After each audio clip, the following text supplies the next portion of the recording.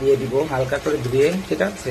তেজপাতাটা দিয়ে দিলাম, এই যে দিব এখন সব ময় মশলাগুলো দিলাম, হালকা একটু মিক্স করে নিলাম, ঠিক আছে। হ্যালো গাইস, এই যে আদা আর রসুন পেস্ট দিয়ে দিলাম, আদা রসুন পেস্ট।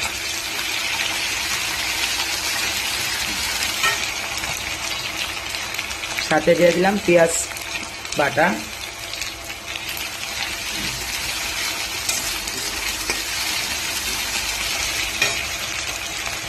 সাথে দিয়ে দিলাম জিরা বাটা।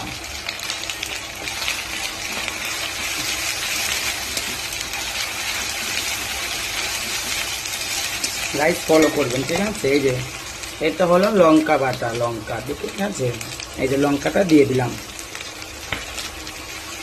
লঙ্কাটা দিলাম,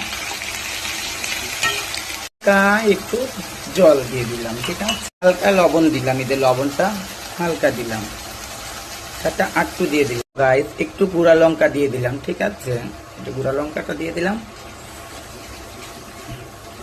হ্যালো গাইস, এই দেখেন হলুদ গুঁড়া দিচ্ছি, ঠিক আছে। এটা ভালো করে না। হ্যালো গাইস, মশলাটা একদম লাল লাল হয়ে আসছে, ঠিক আছে, কষা হয়ে গেছে। এখনই আমি দিয়ে দিব এই যে মাংসগুলো, ঠিক আছে। জলগুলো ছাড়িয়ে ছাড়িয়ে মাংসগুলো দিয়ে দিব, ঠিক আছে। এই দেখুন হালকা একটু মাংসটাকে না দিয়ে নেওয়া হোক, ঠিক আছে। মাংসর সাথে আলুটা একসাথে দিয়ে দিলে কষানো সুন্দর হয়ে যাবে, ঠিক আছে। পরে দিলে আলুটা ভাঙবে না, এখন দিয়েছি আলুটা ওরকমই থাকবে, বেশি নাড়ানাড়ি করবো না, ঠিক আছে। একটু মিক্স করে দিই ভালো করে।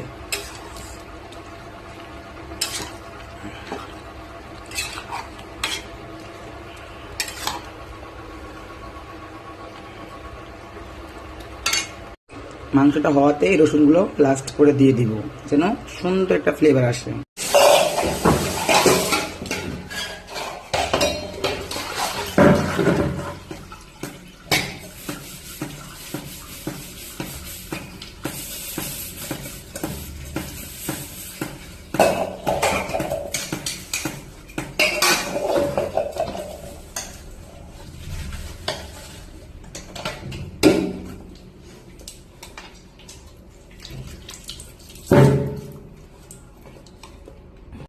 দেখি মাংসটা কেমন হয়েছে, লাড়া দিব, দেখবে।